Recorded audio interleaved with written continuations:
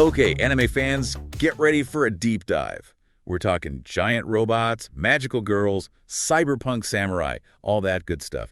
But hold on to your hats, because we're about to uncover the philosophical layers hiding beneath those awesome visuals.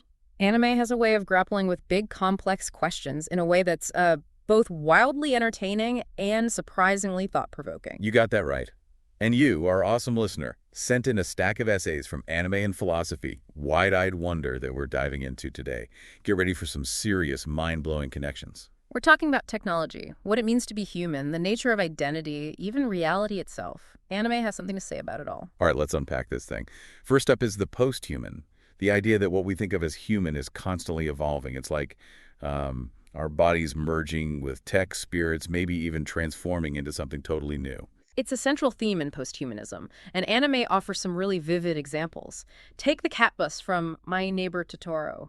It's part cat, part bus, part magic. It completely upends our expectations of what a body can be. Right. Talk about a head-scratcher. Yeah. And that's just the beginning. Anime is full of these boundary-pushing creatures. Exactly. Think about Ghost in the Shell. Major Motoko Kusanagi, the main character, is a cyborg with a human brain and a mostly artificial body. It throws a huge question at us. What makes us human when technology and biology are so intertwined? And then you have a film like Spirited Away, where Haku can transform from a boy into a dragon. It's presented as this beautiful, almost magical ability, not something to be feared. Right, it embraces the transformation. Anime often explores this idea of bodies becoming something new, which makes us question the very limits of what it means to be human. It really makes you wonder what we might become in the future. Okay, so anime is already making us rethink what it means to be human, but it also digs into our ideas about gender, especially when you throw technology into the mix. Absolutely. Gunslinger Girl is a great example.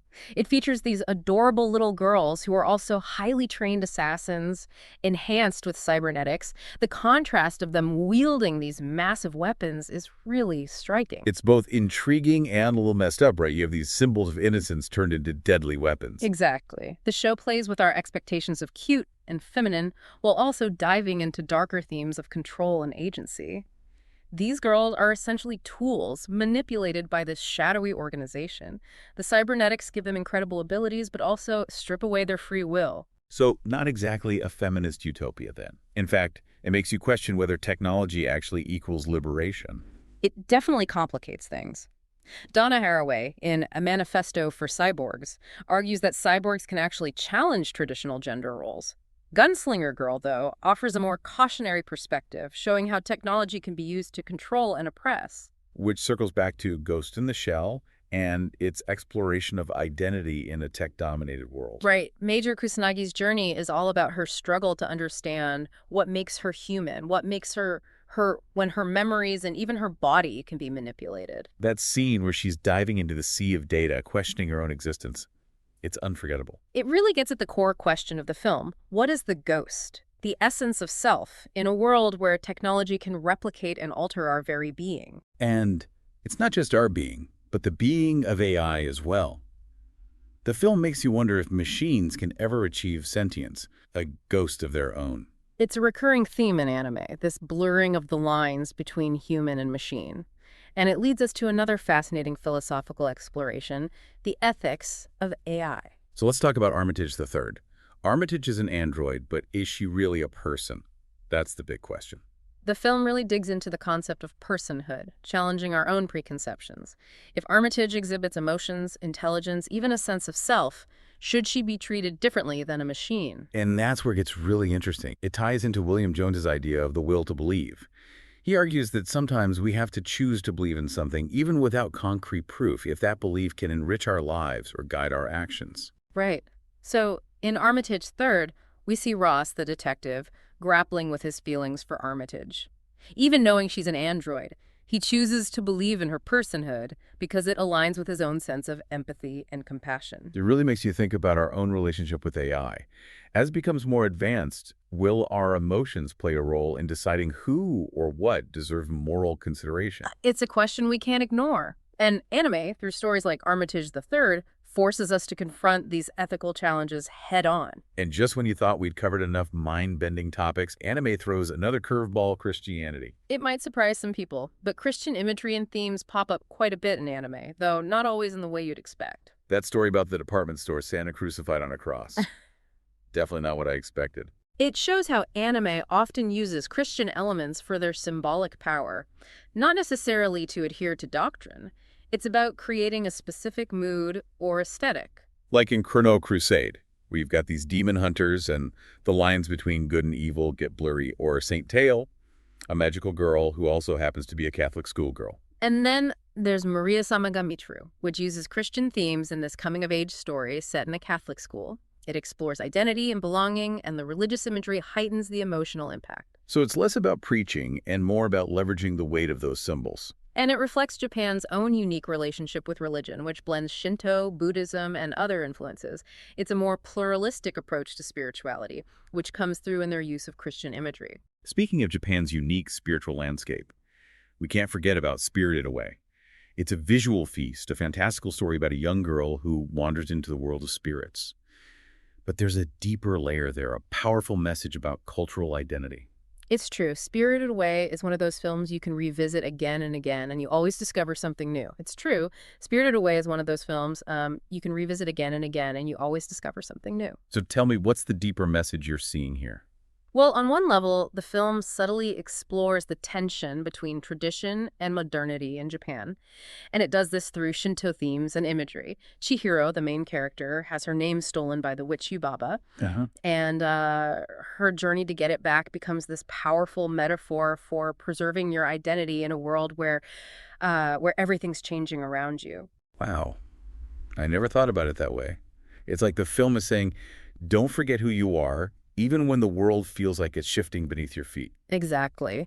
And it reinforces this message through the visuals, like the abandoned train station, for example, symbolizes a bygone era, a reminder of the past that Chihiro has to navigate to find her way back to herself. That's so insightful. The whole film has this melancholic beauty, this yearning for something that's been lost. Really powerful stuff. And it's something we can all relate to, right? That challenge of holding on to who you are in a world that's constantly evolving. Speaking of challenges, let's switch gears to an anime that throws down a real ethical gauntlet.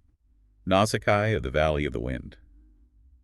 Picture a post-apocalyptic world where humanity is just barely clinging to survival. Would you do whatever it takes to make sure humanity survives, even if it meant crossing some serious moral lines? That's the question at the heart of Nausicaa, and it's explored through these two central female characters, Nausicaa and Kushana, and their contrasting philosophies. Right. You have Nausicaa, the pacifist princess who believes in harmony with nature, even when that nature is a toxic jungle threatening to wipe out humanity. Then there's Kushana, the Tolmekian princess, who's willing to use any means necessary to conquer the jungle and put humans back on top. It's a classic clash between two major ethical frameworks, consequentialism and virtue ethics. Consequentialism is all about the outcome. The ends justify the means, even if those means are pretty harsh. Virtue ethics, on the other hand, is about character and action, doing the right thing, even if the consequences are messy. So Kushana is all about the greater good, even if it means sacrificing individuals or resorting to violence. Nausicaa believes in compassion and understanding, even for her enemies. And the film asks us to consider if there's ever a situation where the greater good actually justifies doing something awful. It makes us think about our own values, how far we'd go if we were in that kind of extreme situation. Would we become a Kushana, driven by pragmatism and the need for control, or a Nausicaa, guided by empathy and a belief that everything's connected? It's a question that goes way beyond anime. We grapple with these ethical dilemmas all the time, even if they're not on such an epic scale. Now, before we move on from this incredible lineup of films, there's another theme that runs through a lot of anime that I think is worth exploring. Competition. You see it everywhere, from martial arts tournaments to these sprawling battles for survival, but there's a philosophical layer to it, too. That's interesting. What kind of philosophical angle are you seeing there? Well, anime often explores how competition shapes us as individuals and as a society. It can push us to grow, to become better versions of ourselves, but it can also lead to toxic rivalries and this relentless pursuit of power. You see that a lot in Yu Yu Hakusho. Yusuke, the spirit detective, is always going up against these increasingly powerful demons. He has to push himself to the absolute limit just to survive, and in doing so, he discovers his true potential. It's a classic example of how competition can drive us to excel. But it's not just about being the best. Anime also digs into the importance of sportsmanship, honor, respecting your opponent, even when you're fighting tooth and nail. You see that in Hajime no Ippo, too. Ippo is this shy high school kid who finds his passion in boxing. Through boxing, he learns about discipline, perseverance, and the incredible bonds you forge through shared struggle. And of course, there's Naruto, where the main character, Naruto, wants to become Hokage, the leader of his village. But his journey isn't just about amassing power, it's about teamwork, friendship, and the importance of protecting the people you care about. These anime remind us that competition can bring out the best in us, but it also has a way of revealing our flaws.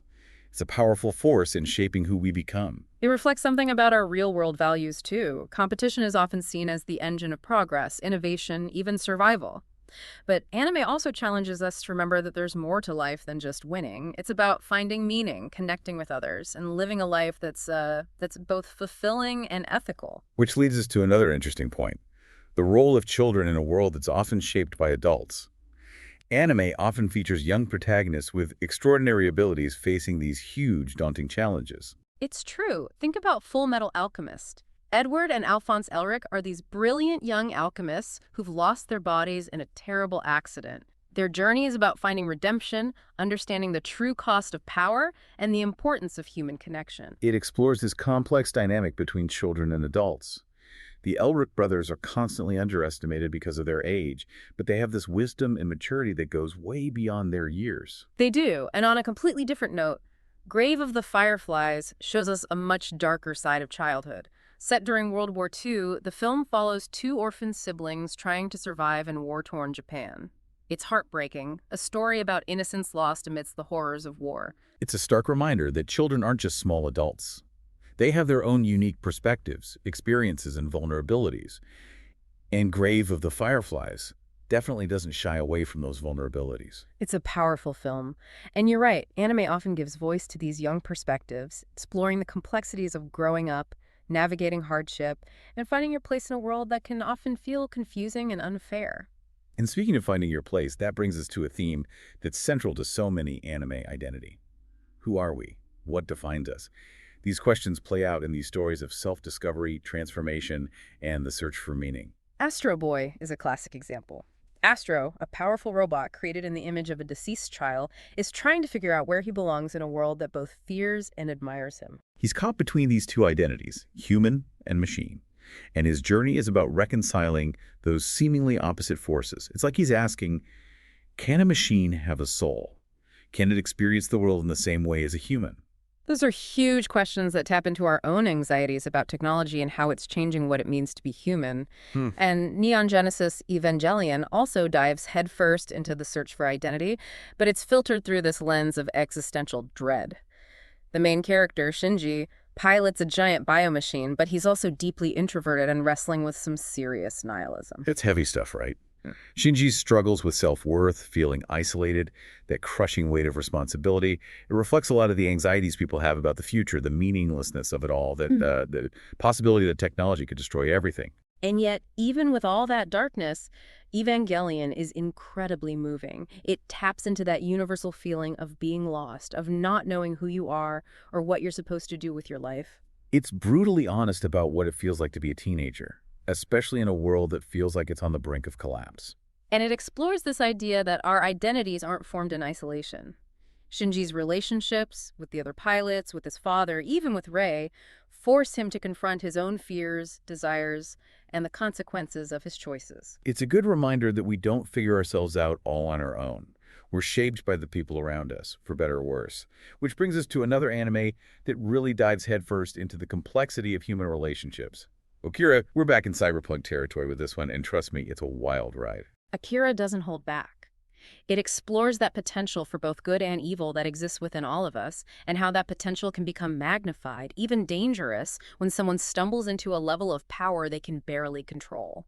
Tetsuo, the teenager who develops these intense psychic abilities, embodies that struggle.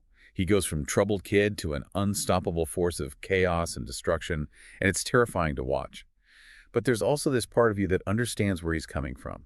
that deep-seated desire for power, the urge to lash out at a world that's hurt you. And the film doesn't let us off the hook either. It asks us to consider the limits of our own control, the danger of unchecked ambition, and the potential for technology to both empower and corrupt us. Akira also taps into this primal fear of the unknown, that feeling that there are forces out there beyond our comprehension that could either obliterate us or force us to evolve into something new entirely.